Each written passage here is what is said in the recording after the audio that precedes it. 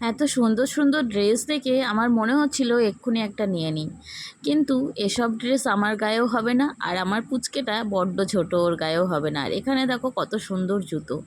Hello everyone, good morning. কেমন আছো সবাই? আশা করি সবাই অনেক ভালো আছো আর সুস্থ আছো, আর আমরাও ভালো আছি। আজকে বিকেলবেলা বেরিয়ে পড়েছিলাম একটু মার্কেটিং করতে।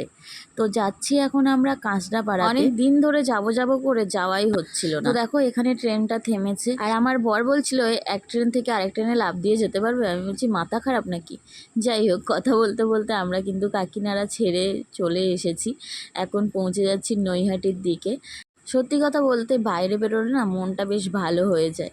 যাই হোক, আমরা কিন্তু কাঁচরাপাড়াতে পৌঁছে গেছি, আর এখানে এসে আমার এত ভালো লাগছে, মানে জায়গাটা, বাজারটা এত সুন্দর। আমি আগে কোনোদিনও আসিনি, এত বাড়ির কাছে থাকা সত্ত্বেও আমি কিন্তু এখানে কোনোদিনও আসিনি, এটা প্রথমবার। বাজারটা এত পরিপাটি, মানে খুব ভালো লাগছিল। তো আমার বর বলছিল মলে যাওয়ার জন্য, কিন্তু আজকে ছিল হোলি, ওই জন্য মল, অনেক দোকান বন্ধ ছিল। বিশেষ করে বড় বড় মলগুলো তো সব বন্ধই ছিল। এই জন্য আমরা চলে এলাম এই হাটের মধ্যে, মানে এখানে ছোট ছোট দোকান রয়েছে, সেই দোকানগুলোতে চলে এসেছি। এখানেও খুব সুন্দর সুন্দর জিনিস পাওয়া যায়। দোকানটাতে চলে এসেছিলাম আমার পুচকির জুতো নেওয়ার জন্য, কিন্তু আমার পুচকির যে বয়স, সেই বয়সের জুতো খুঁজে পাওয়া খুব মুশকিল। সেজন্য এক দোকান থেকে আর এক দোকানে খুঁজছিলাম। আর আমার ড্রেস নেওয়া হয়ে গেছে, আমার পুচকির জন্য খুঁজছি, কিন্তু ওর সাইজের জুতো পাচ্ছিলাম না। ওর জামা প্যান্ট সবগুলো নেওয়া হয়ে গেছে।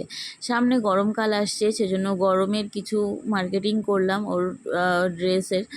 তো আর এখানেও খুঁজছিলাম ওর জুতোর সাইজ, কিন্তু ওর সাইজের জুতো কিছুতেই পাওয়া যাচ্ছিল না। অবশেষে এই বাজারটা থেকে বেরিয়ে কিছু দূরে হেঁটে গিয়ে আর একটা দোকানে আমরা পেয়ে গেছিলাম জুতো।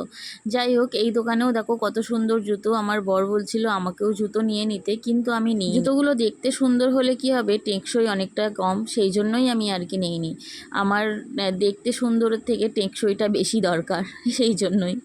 যাই হোক, জল লাগলেই উঠে যাবে, ওই জন্য আর কি নিলাম না। তারপর এই বাজার থেকে বেরিয়ে গেলাম। এই যে ড্রেসের দোকানটা দেখতে পাচ্ছ, এখানে আমার পুচকির জামাও খুঁজতে এসেছিলাম, যে সুন্দর দেখে একটা জামা নেব।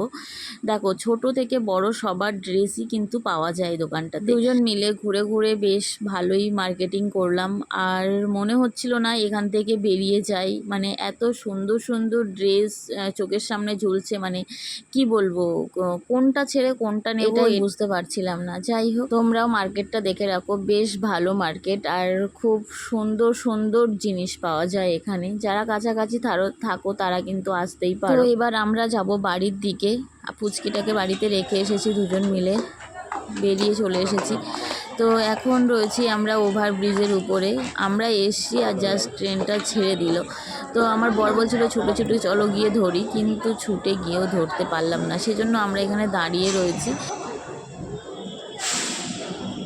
বর্মশাইকে বললাম চলো আস্তে আস্তে করে হেঁটে আমরা স্টেশনে যাই। বর্মশাইকে বলছিলাম এই ওভারব্রিজ দিয়ে প্রত্যেক দিন যদি 2-3 বার করে ওঠানামা করা যায়, তাহলে কিন্তু মেদ ঝরে যাবে, বেশ স্লিম চেহারা হয়ে যাবে। প্রত্যেক দিন বিকালবেলা আমিও ভাবি যে আমিও একটু বেরোই, একটু হেঁটে আসি, কিন্তু সত্যি কথা বলতে ওই দুপুর থেকে ভাবনাটা ভাবি, আর বিকালবেলায় ভাবনাটা শেষ হয়ে যায়। মানে বিকাল হলে আর বেরোতে ইচ্ছা করে না, না হলে ঘুম পাই, অনেক রকম অসুবিধা। যাই হোক, তোমাদের সাথে গল্প করতে করতে আমরা ট্রেনে উঠে গেলাম, আর ভেতরে বসার জায়গাও ছিল, কিন্তু আমরা বসলাম না, এক্ষুনি নেমে পড়বো।